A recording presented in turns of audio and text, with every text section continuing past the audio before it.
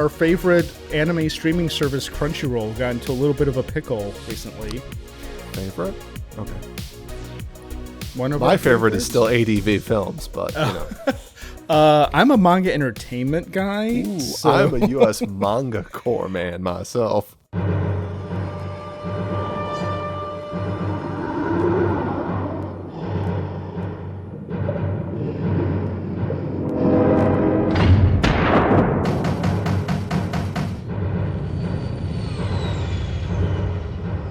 Oh yeah, well I'm a U.S. renditions guy, bitch.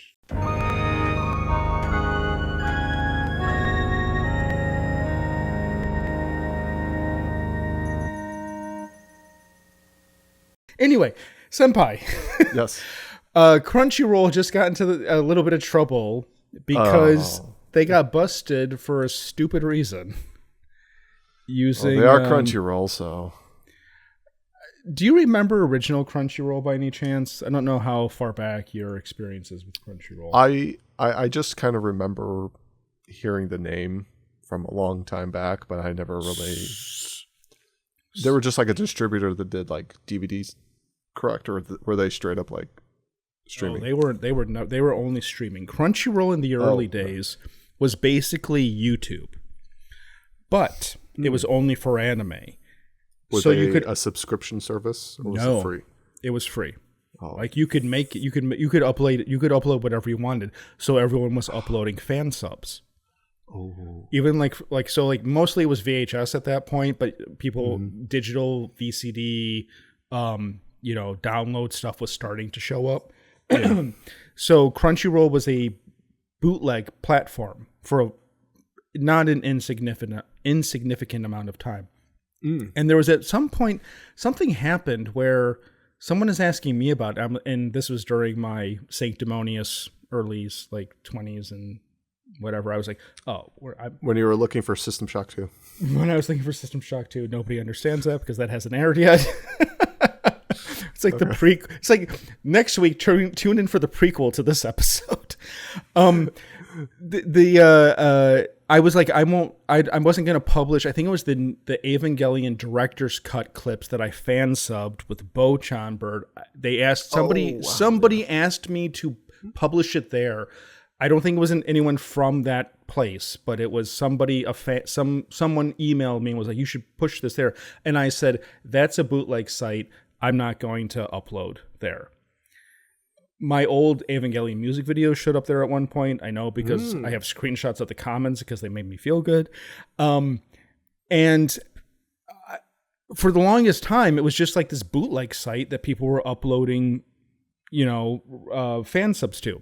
Then somewhere along the line, they cleaned up their act and became one of the biggest anime distributors on the planet. Mm-hmm. And got bought out for probably like $1 billion by Sony or something. So, well, at least they kept it in house, sort of speaking. Yeah. So there you go. So, so it's no surprise after going completely corporate that they have hit a brick wall, and got busted this week for a bad ChatGPT subtitle on a new series. ChatGPT said, "Wenn ich die Welt kann hier weitergehen." Oh, is it only the German subtitles? I guess it was German. Yeah, I think it was supposedly like a German one.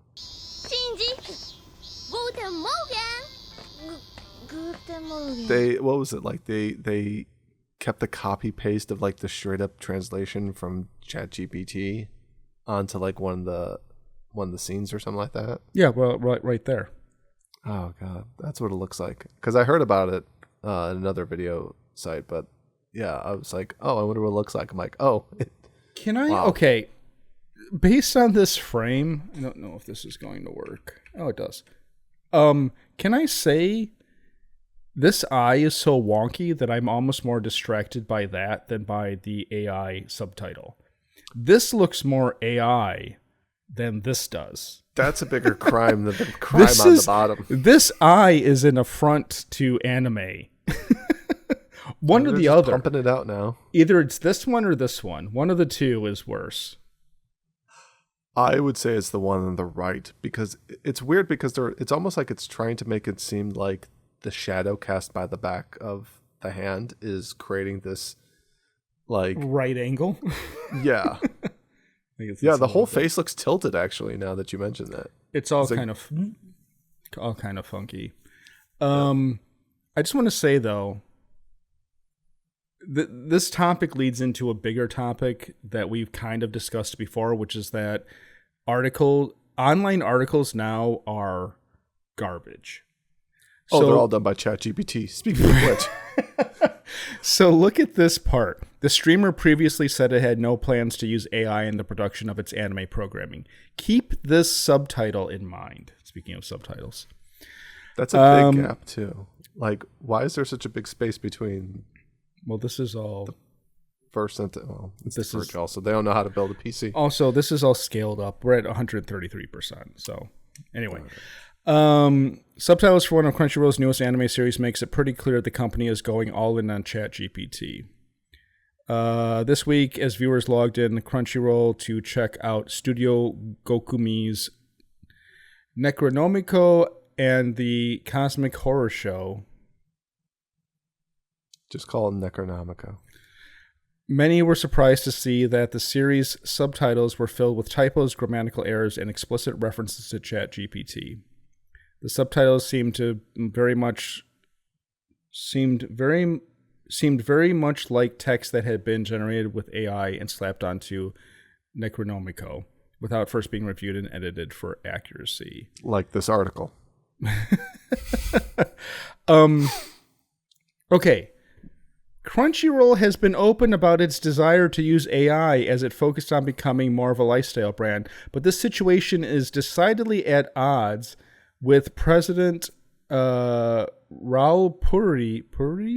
Perini's past comments about the company having no plans to use AI to produce its programming.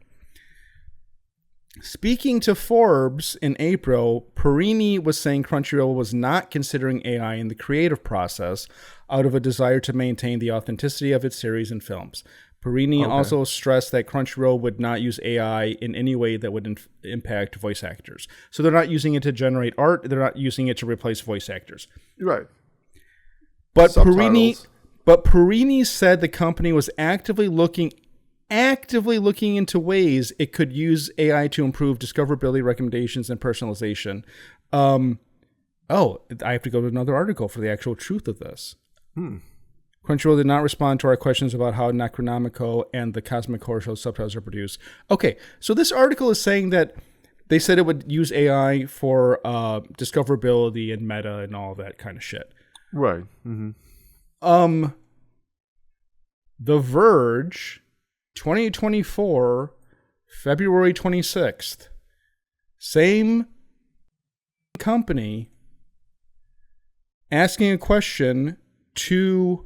This article is Raul Perini, head of Crunchyroll.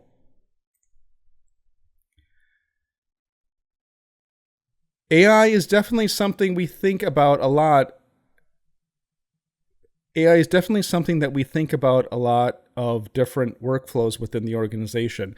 Right now, one of the areas we are very focused on testing is our subtitling and closed captioning, where we go from speech to text and how we improve and optimize our processes, where we can get the subtitles done in various languages across the world faster, so we can launch those as close to the Japanese release as possible. So that's definitely an area we are focused on. They are just lying.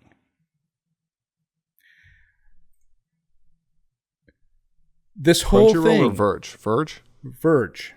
Okay. Crunchyroll clearly is using ChatGPT for translations. As they Verge is said acting in the like previous article. Verge is actively acting like they never said they would.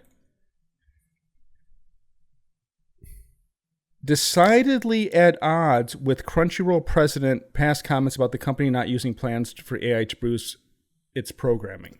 So they think that because they're using ChatGPT to do the automatic subtitling, yeah, that is in non-English languages, then it's it's basically equivalent. So they're basically saying it's produced programming. When they're saying produces programming, they make it sound more like it's going to be utilized to actually create from start to finish an entire series or film of some sort. It's basically saying that they won't. What Crunchyroll was saying is that they won't use AI to generate art or replace voice actors. Okay, which they're not apparently. They're just using it to do real-time subtitling. They explicitly say that they're looking into it for subtitles.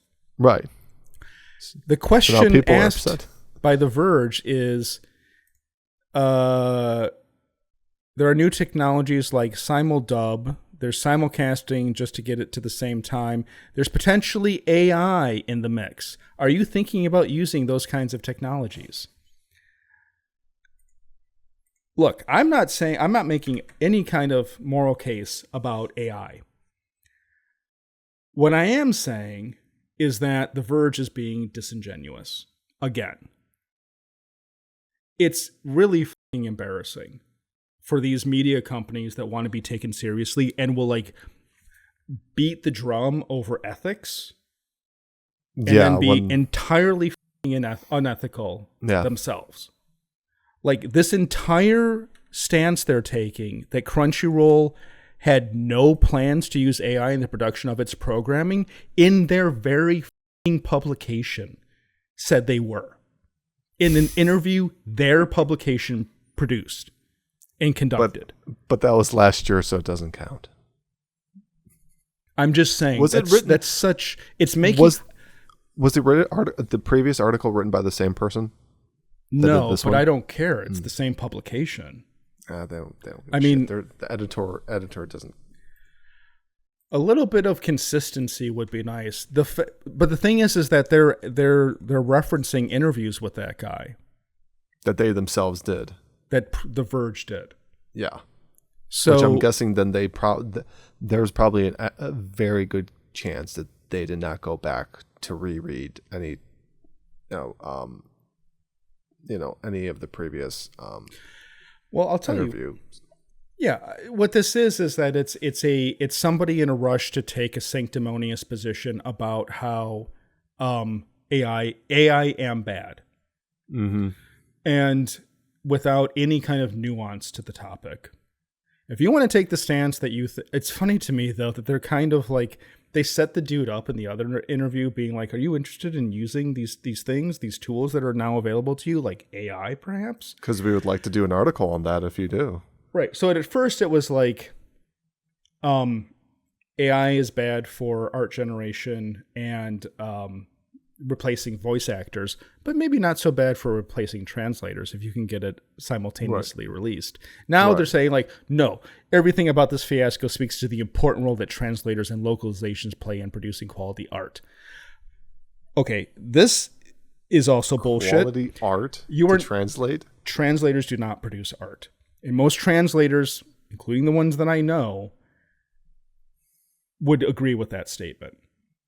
Your job as a translator is to adapt and convey the information that the artists wanted you to. As soon as translators think it's their job to produce art, you end up with the My Entertainment release of the end of Evangelion, where they replaced what was specifically the sound of a slap with a gunshot because Amanda Winley's an idiot.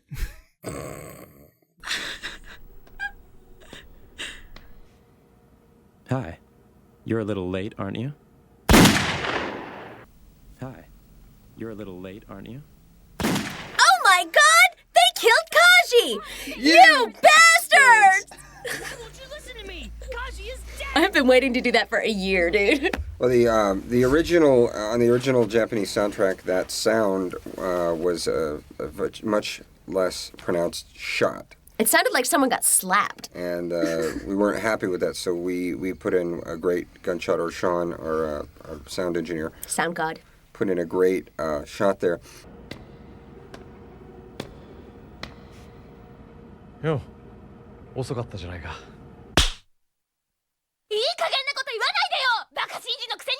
だから何度言ったらわかるんだよ。もう梶さんはいないんだってば。Anyhow, what this is all leading up to is that Amazon Prime released the ending to Gundam Gquuuuuux. Yeah, we're done with it. 12 episodes.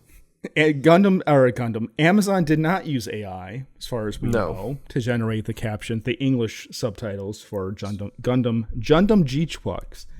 As far as we know. I've had a few beers tonight, so I need more. it's Freedom Eve. Do you want another beer? Yeah, hold on. Let me get another beer. America's oldest brewery, Yingling.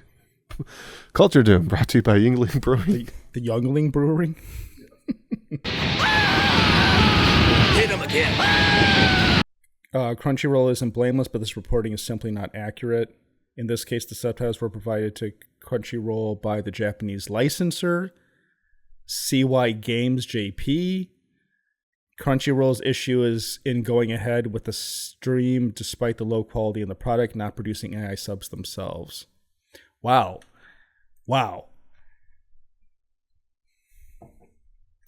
Anyway, I guess, sorry, I didn't realize I was on the wrong screen. Here's all the comments. You can pause if you don't believe me.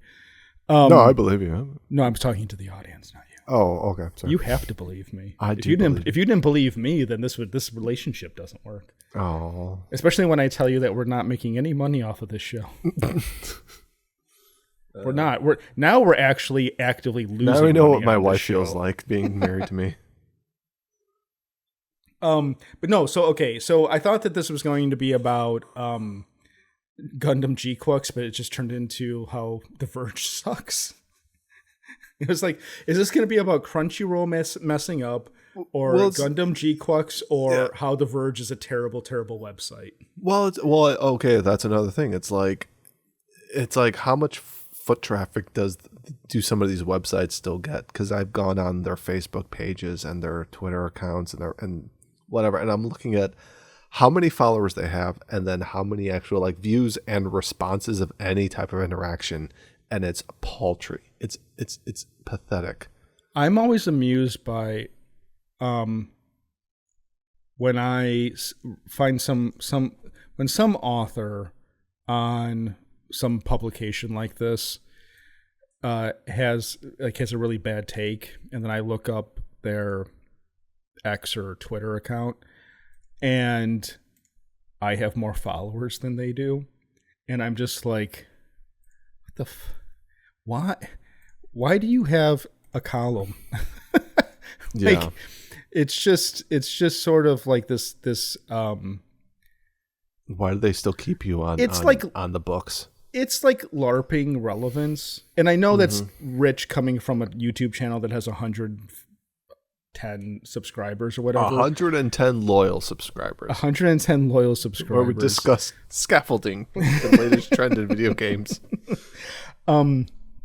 But it's like it does kind of illustrate how these mainstream websites that at one point, like IGN, Gizmodo, Engadget, Ars Technica, Kotaku, all of these sites used to have legitimacy, and now they're just it's kind of a glorified blog.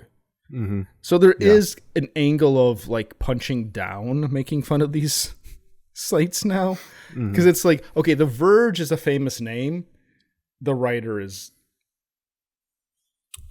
it's to put it in James Gunn vernacular. I think I might be getting upset about something a 12-year-old in India is saying. You know what I mean? I'm like, let it go. Gundam Gquuuuuux. How many pots of gold? I mean, what do we have to say about this show, really? Okay, so what were your thoughts on Gquuuuuux? Okay, we did an initial review. Was it just the first episode or the first couple of episodes? Maybe first 2, 3. First 2 or 3? That. Okay. Yeah, somewhere like that. I think my final thoughts on Gundam Gquuuuuux was that the entire clan bot or bot clan, what was the clan battles? Yeah. Clan bat. That whole thing can be taken out. It can be taken out because it never came to be anything. They don't do anything. It should have only been the first 3 episodes. Yeah. They should have actually had true clan battles, so they're going to do something. Well, you can you can use it as a jettison point where this is what gets her into her Gundam. This is what kicks off the story. Okay, we're done. We're done with side 6.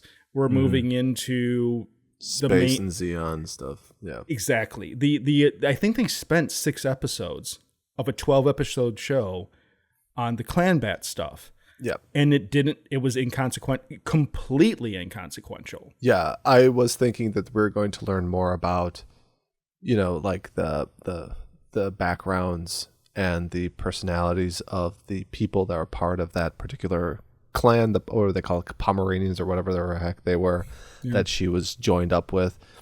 Don't know shit about them. Don't know nothing. What's the point? They all went nowhere. Yeah, no one went there.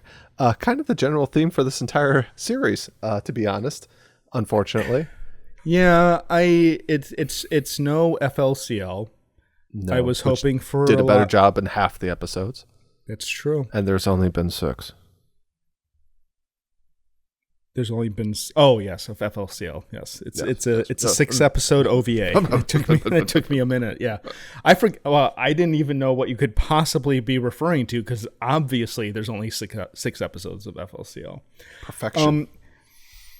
There were glimmers of special in Gquuuuuux. Mm-hmm. I enjoyed once the real story took off. In like the last 4 episodes, it was interesting. I liked some of the drama. I liked the conflict. I am always a sucker for conflict between ex-friends, like Obi-Wan and Anakin. I love that dichotomy of like, oh, you are the chosen one. You were my friend, Anakin. I loved you. Like that stuff. It's like, oh, like a brother to me. Yeah. You were my brother, Anakin. I loved you. Like that kind of betrayal I find compelling. So when that little bit of stuff starts getting sprinkled into Gquuuuuux, I was into it. It doesn't go anywhere. Everyone just ends up friends again anyway. Yeah. So the betrayals... It's like any type of conflict never took place in the end. The like wanton murdering by a certain character with no ramifications, I found really gross. Mm-hmm. Like she just kills people who don't deserve to die without any kind of qualms. Yeah. And then she's like kind of genocidal by the end of and then nothing. It's like, okay, well, whatever. She's redeemed, I guess. Yeah.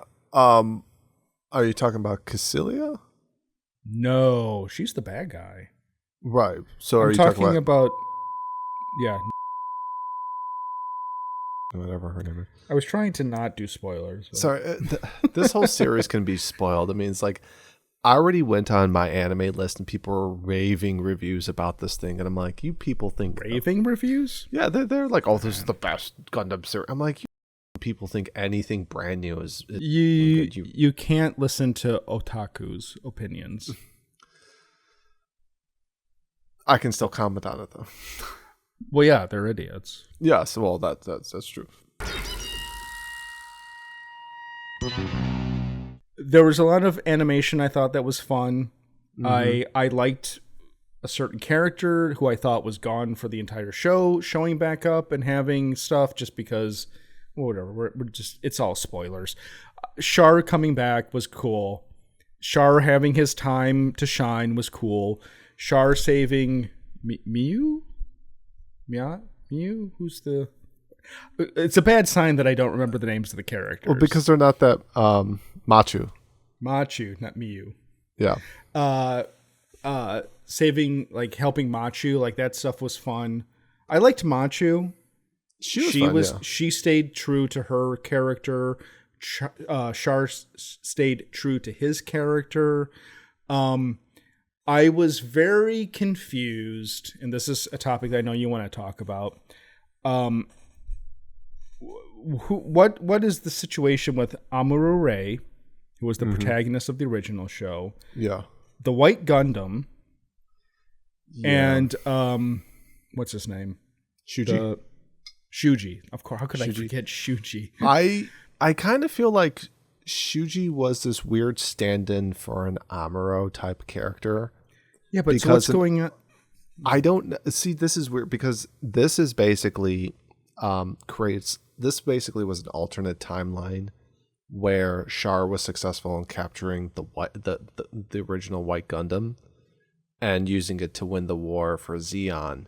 So the timeline where Amuro does whatever he does kind of ceases to exist. Sort of like Biff Tannen getting the sports almanac, and it creates a separate timeline. For you non-Gundam fans, that's For a you good normies. reference. And I think later on, when they have all these different, I don't know, what was like versions of like Char's like mobile suits and stuff, it kind of heralds to this consistent theme through all these Gundam series, where there's this mysterious mysterious anti-hero antagonist that is like the Char clone. They kind of refer to him like a Char character or Char clone in some series, that he's always like this super cool guy with shades or he's wearing like a mask or something like that. So I guess that was kind of an allusion to that when they have all those different suits come out. The fact that the White Gundam shows up, I think, was because they were trying to create they were trying to send it back to like another timeline or some sort. I think that's kind of what it was. It was like that Nyan or whatever type of thing. I don't know what the term was. It kind of made no sense. No, Kira. Kira. Yeah. Nyan was the girl with the purple hair. Okay. The thing is that it felt to me like, from when really quick, I delayed this review from last week because I wanted to rewatch Gquuuuuux. We're having just as much trouble talking. I didn't. Well, okay. I watched the first episode, then I was like, I don't want to do this. I could play Natsuman. I could watch something new. I could watch 2001 again. I could jerk off to internet porn. All of these things would be more worth my time than rewatching Gquuuuuux. A Gundam hold off. A Gundam series produced by Studio Kara, with Tsurumaki directing. Yep. And Ano and Inokido writing, and it just like, wait, this is okay. I didn't hate it. I didn't hate it. But I didn't really care for it either. After I looked up the explanation, like I looked up conversations about the ending, and all of the stuff that I didn't understand, nobody had a good answer for. So Shuji, Amuro, White Gundam coming back at the end. When the White Gundam showed up at the end of episode 11, I was like, let's go. Amuro Ray's here. We got everybody. The band's back in town. There's this weird overlap between the original timeline and this new crazy timeline that everything's wrong. I thought if I was in charge, here's how I end it. This is like the shitty thing that nerds do. In my version of the ending, Amuro Ray is there in this timeline to set everything right. Mm-hmm. And collapse this universe that shouldn't exist. Something happened. Right. We don't even have to explain. Rose of Sharon bullshit. Lala, all of that stuff. We can just explain it away and be like, she shouldn't be here. Something went wrong in the timeline. Yeah. I'm Amuro Ray. I'm the hero. Yeah. I'm setting this shit right. Shuji, I'm here to destroy this alternate timeline to set it back to the prime timeline. The prime timeline. And then in the course of the episode, he takes Machu with him into the original timeline, and the timeline resets, but Machu survives. All of the other shit collapses, and everything gets reset to the proper timeline, but Machu gets brought over, right? That's what I wanted to see. Instead, Amuro Ray isn't actually there. He might be the spirit of White Gundam in this timeline. That's what people are speculating. He might be the spirit of Shuji. Or Shuji might be the spirit of Yes. Amuro. It's two the in will one. the Yeah. will of Amuro Ray in this weird timeline. Right. That's why Did make the it so Shuji weird? Did the Shuji character come off to you similar to the Kaoru? Yes. Yes.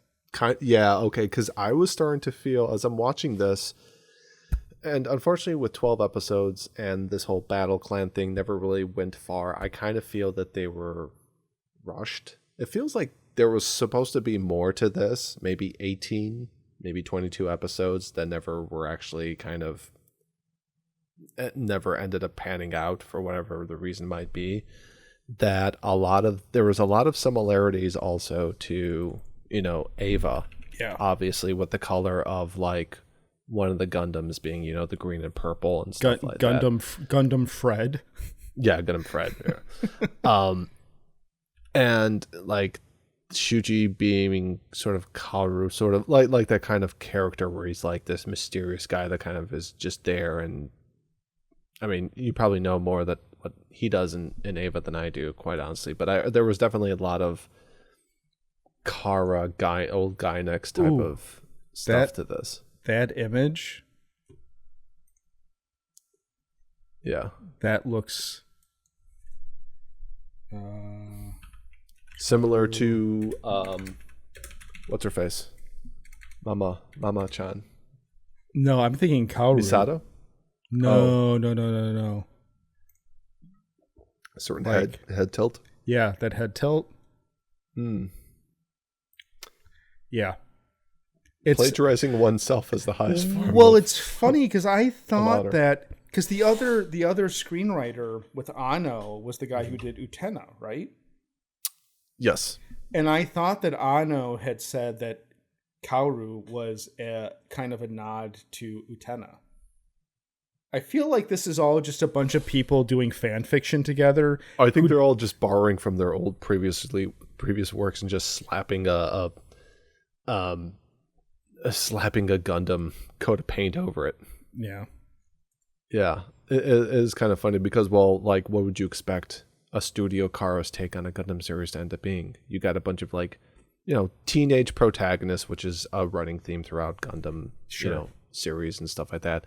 We definitely have the same color and stuff like that. The mech designs look very not biomechanical, but that like the Avas themselves have this mechanical bio type of look to them where they're very, we talked about this on the first thing. I feel like the Gundams are the mech version of Evangelions, where the Evangelions are very like man in suit, so there's like soft edges to everything. Right. The Gundams in this show are very angular. They look like Kinects. They're not like super organic, but they're not as bulky as the original Gundams were. Right. Yeah. I do think, it's just, I wonder what this series would have been like if Tsurumaki had written it himself, like he did Furikuri. Furikuri was all Tsurumaki. This was sort of like, I feel like it was almost like Anno being like, hey, thanks for helping me make Evangelion for the past 40 years. Like, here's a show you can direct, but I'm going to write it with my friend.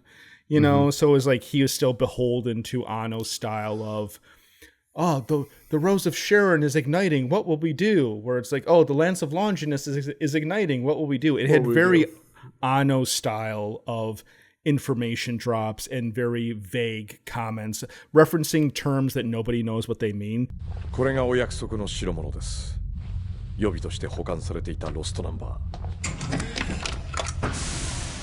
神と魂を紡ぐ道しるべですね。ああ、人類保管の扉を開くネブカドネザルの鍵だ。12 episode seasons for a lot of anime now is kind of the par for the course thing. Dan to Dan, which just came out season 2 today here in the US, picks up right where it left off from the end of season 1. I've watched it, I've enjoyed it. I'm like, okay, we're back to where it was. But that, and then the other one we saw prior to that was Chainsaw Man.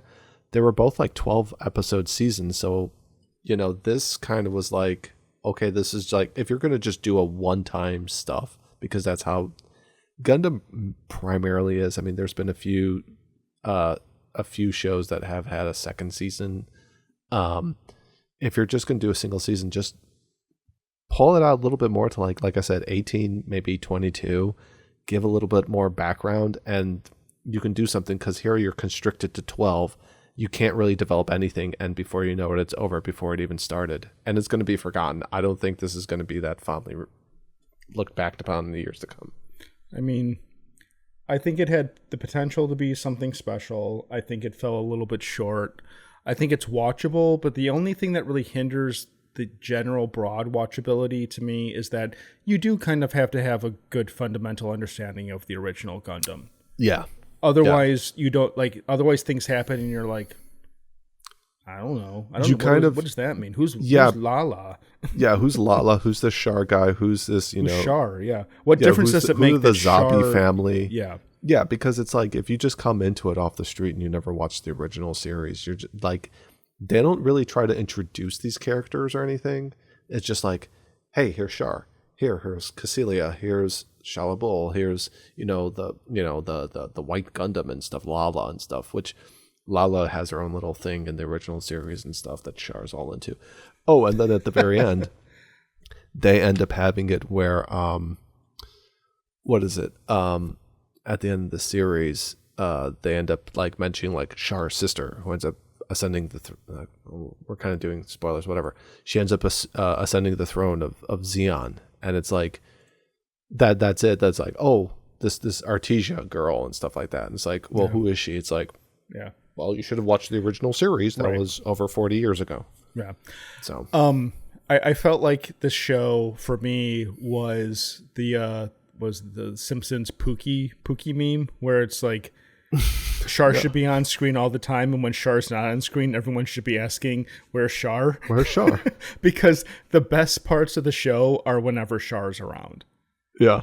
Particularly the retelling of episode 1 was probably the highlight of the series for me, where I was like, this is fun. Original sound effects, all that stuff. Just very nice fan service. Then I was okay with the clan bat if it would have been just like stayed on, even if it would have just not gone off into back to Char and all of that shit, but just stayed in this arc of like the clan bat stuff. Then fine. Then like you can do 12 episodes of that. Yeah. But doing 6 episodes of Clan Bat and then 6 episodes of epic earth destroying stakes, planet destroying stakes, it's like, wow, this escalated quickly. Yeah. And I kind of feel like if they did a little bit of that clan stuff, you could have seen maybe some more unique Gundam designs, because it's, alternate timeline.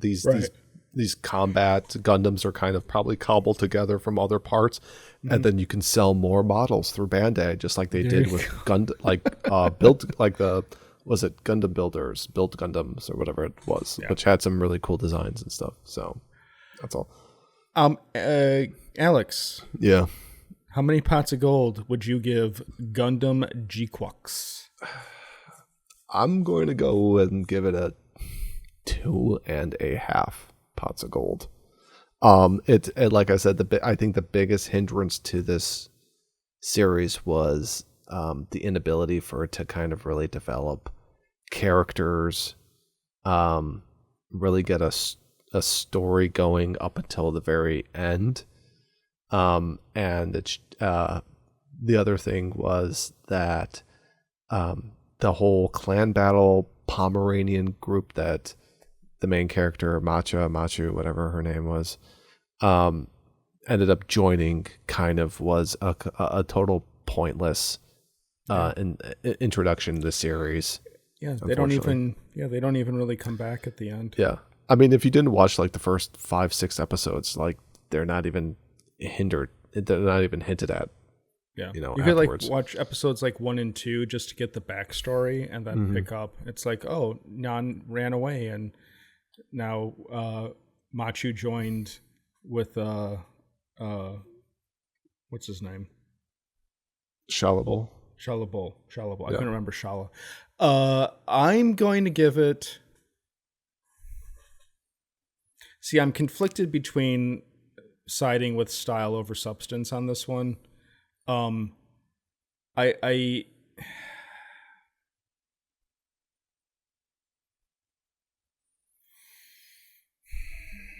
see 2.5 is like a very safe rating because I want to give it. I'm conflicted between 2 or 3.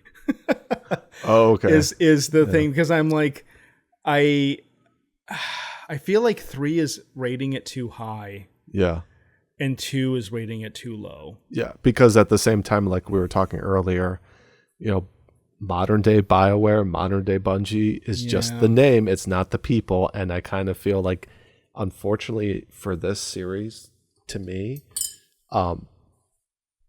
it's Studio Kara and it does have the people still, but I just feel like that spark was just missing here. And maybe because it was it was the IP that they were given to make. Well, I think that it's too niche, too narrow of an update to make it easy to recommend to people because you really have to see the original 40 episode series. Yeah, about 40. I think it's 32 or something, 38, something like that. Yeah. Are you looking that up, Jamie? Yeah. And so it's hard for me to say, oh, this should be your introduction to Gundam because you won't appreciate it the way that you should. But even if you have the background of the original Gundam, it's hard to understand what happens at the end. Oh, Damar pulled it up. It's 43 episodes. 43. Oh, I was Attention, Bajaran workers. It's 43 episodes. All right, so I'm going to say 2 pots of gold. Oh, okay. I had higher expectations for it because of Tsurumaki, because Anno has been so good at updating stuff without leaving audiences. He's in the Shin phase of his career now. Shin Godzilla, you don't need to see any other Godzilla. Except, new even -1. No, I'm just saying that to appreciate Shin Godzilla. Okay. You didn't have to see any other It's a standalone. Godzilla. Yeah, standalone. Shin Kamen Rider. You don't have to understand any other Kamen Rider. I didn't see Ultraman, but he didn't direct that one. He just wrote it, right? Yeah, I think he was just a writer on that. Okay. Probably with Did Tsurumaki direct? Guy. No, he's not a live action guy. But so it was just like if this had just been, I'll put it this way: if Tsurumaki and Anno and Kara weren't attached to this, I probably wouldn't have watched it. No. I mean, hardcore Gundam fans, which is what this was really for, would have, and they may have gotten more out of it. I like Gundam a lot. I appreciate the original series a lot. It's not one of my favorites, though. No. It's just more of like a historical thing for me, almost like Yamato, where it's like, I get it. I'm happy it exists. I'm glad I watched it. I'll never rewatch it. Yeah. I started rewatching Gundam because of this series, and I watched like the first 12 episodes, and I was like, oh yeah, I remember this. Yeah. It's fine. It's fun. But there's other things I should watch instead of rewatching the original Gundam. Like I should finish Legend of Galactic Heroes. I should watch 40 episodes of that as opposed to watching... You have to watch the first 40 episodes to just get a feel for to understand what the plot is. How many episodes is that? Like 300 or something? I think it's like 300 episodes. Jesus Christ. I just like how we've gone from 300 episode seasons to 12. Yeah. It wasn't 300 episode seasons. It just went for a long time. Right. You get my point. Where it's like, or it's like One Piece or epic. something. Oh god, Yeah. One Piece doesn't even. Anyhow. All right, so 2.5 pots of gold from Alex, 2 pots of gold from me, and a surprise upset where I actually gave the worst review to a Studio Kara production. Or just to any review, because usually you're kind of the more... I have to be honest, I was disappointed. This was it was very conflicting to watch as it continued, and I was like, okay, something's finally happening, and then... It really just lost that last star because the last episode was so underwhelming. I was if they would have pulled off something really fun with Amuro Ray and the White Gundam, like they teased, I would have probably been like, this is a 3.5 star show that you should check out. And I would probably be the asshole who was saying, you should definitely watch this, but you have got to go watch the first 43 episode show, and then you can watch this one and you'll get more out of it. Instead, I'm saying like maybe just if you're interested in anime history, go watch the original Gundam. You don't have to watch this. Or they could go and watch, what was that? Gundam The Origin.